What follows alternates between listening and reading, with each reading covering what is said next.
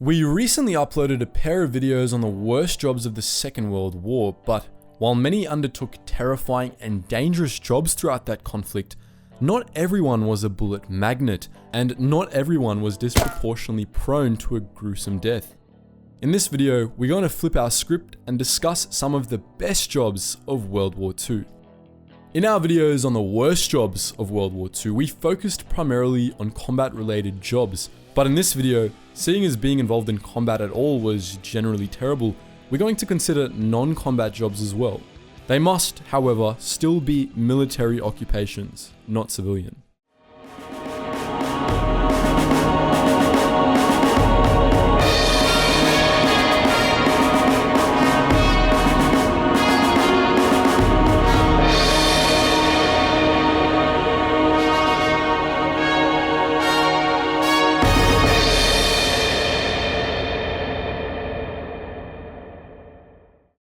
These first two examples may not have been as cushy and safe as the others we'll mention in this video, but they do reinforce the notion that some combat roles were better than others. The first isn't a single job, but an entire military branch. We're of course talking about the Coast Guard, and for the purposes of this video, the US Coast Guard specifically. The Coast Guard, like the Army, Air Force, Navy, and Marines, was a major US military branch during the war, and while it did see combat and did undertake daring operations, it suffered significantly fewer casualties than the other branches, with but 1,917 Coast Guard personnel losing their lives. This was less than 1% of the 254,000 guardsmen who served in the war. The Coast Guard patrolled the North Atlantic and Greenland before America's declaration, but it became involved in the war directly during the attack on Pearl Harbor. From then on, the Coast Guard was concerned primarily with reporting enemy vessels nearing American shores, reporting and preventing landings, and preventing communication between enemies on the shore with enemies on the sea, would-be saboteurs mostly. The Coast Guard also conducted rescue operations after attacks on US shipping and engaged enemy ships and subs on more occasions than one. Amphibious invasions were not beyond the Coast Guard either. In short, the branch was no laughing matter. Its guardsmen manned more than 350 various naval ships, more than 800 cutters, around 300 US Army ships, and thousands of amphibious craft throughout the war. Yet, despite that, its casualties remained incredibly low. If you wanted to see some combat without risking a 1 in 4 chance of dying, this was the branch to be in. While aircrew casualty rates were certainly higher than Coast Guard casualties, with just over 5% of American airmen, for instance, becoming casualties of war, there was an element of being a fighter pilot that, despite the danger of the job, made it one of the better jobs of World War II. That, of course, was the glory, especially for aerial aces. While not all air forces operated the same, fighter pilots were often a nation's best and brightest. Being a fighter pilot was something to boast about in many cases, and these men and women were often made idols of the media and consequently idolized by the people. They were often charismatic individuals who boosted civilian morale and, in turn, kept them invested in the war. Additionally, many fighter craft were shot out of the sky only for their pilots to pop their parachutes and live to fly another day. In other words, the loss of a dogfight didn't always mean death. Lastly, the fighter pilots of some belligerent nations, such as America and Great Britain, were withdrawn from combat after they achieved a certain number of aerial victories and then tasked with training subsequent pilots. If you had the skills to back it up, being a fighter pilot for one of those nations could have been a pretty sweet gig. Now, everyone likes eating, and one of the best comforts and distractions in war is a hot meal. So it makes sense that the chefs who provided hot meals were everyone's best friend. As historian Dr. Michael Lynch, David Lynch's brother, put it, "I think the cook, traditionally in the army, has always had a sort of bad rap. Unfairly, because it's always assumed the food is bad. Sometimes it was at that time, and it's always assumed it's the cook's fault. But when the cook was able to provide hot food, then he became a hero." The benefits didn't end there, however.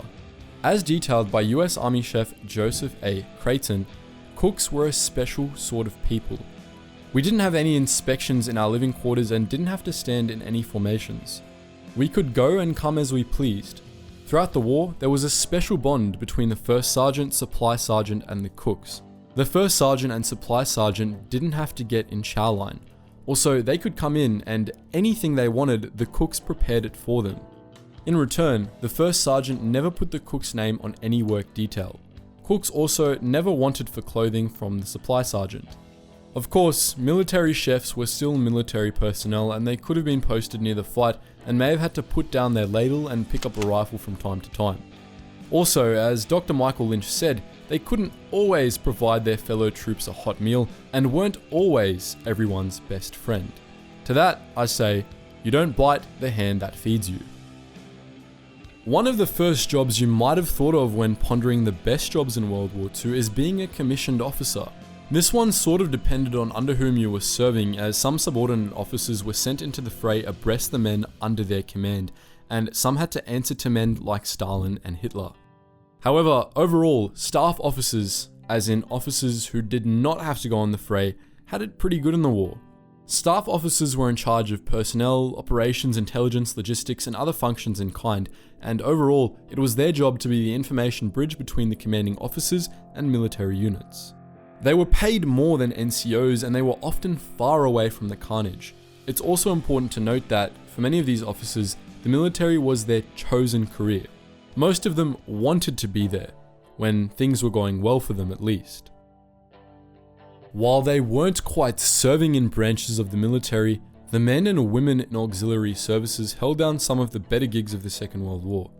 Auxiliaries generally aren't quite as integrated into a military force as, say, military reserves, but in the war, many auxiliary services still undertook military training. Throughout World War II, many women's services were considered auxiliaries to male services. In the case of Britain, such services included but weren't limited to the Women's Auxiliary Air Force, or simply WAAF, and the Women's Auxiliary Service. Whereas the United States employed services such as Women's Air Force Service Pilots and the Women's Army Volunteer Corps. While these auxiliary services were often far from the action, some belligerents' auxiliaries were all up in it. Germany, for instance, employed auxiliary police or Hilfspolizei, and even conscripted German women and girls as auxiliaries for the Volkssturm, Germany's national militia. As with the fighter pilots example, the benefits of being an auxiliary varied between belligerent nations, but it could have been a decent, safe job, especially if you were a female British or American conscript. Maybe this last one was a bit more of a peculiar job than a good job, but training messenger pigeons, in other words being a pigeoneer, was indeed a military occupation in the Second World War. That's right, they still used messenger pigeons at this time, and to decent effect as well. The US Army Pigeon Service, for instance, was comprised of more than 3,100 soldiers and more than 54,000 pigeons, who delivered their messages 90% of the time.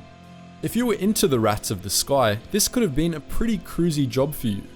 Pigeoneers were taught to take care of their birds, fasten tiny message-bearing capsules to them, and also to jump out of planes with several pigeons tucked under their chests in special pigeon pockets, presumably to deploy them on intel missions. Being an actual sky rat, however, wouldn't have been so cruisy, as the poor dirty birds were often shot out of the air or torn to ribbons by counterintelligence falcons. So the next time a pigeon shits on your outdoor table, salute the bird for its ancestors' sacrifice. In reality, even for the case of the pigeoneer, none of these jobs were entirely without danger, as was the case for just about any job during the Second World War, and even just existing. But which job do you think would have been the best? Did we cover it in this video, or is it something else? Are there any examples we mentioned that you wouldn't have in your own personal list? Let us know in the comments section below. And just before you go guys, if you want to hear some more of the music we used in this video and on our other Star Wars channel, make sure you check out our music channel. The link is in the description below. And if you want to help support the channel and get access to an exclusive video that we only post on Patreon, make sure to check out our Patreon. And if you just want access to our wider community, join us on our Discord and Facebook and Instagram. Anyways guys, as always, thank you so much for watching and I hope to see you in the next video.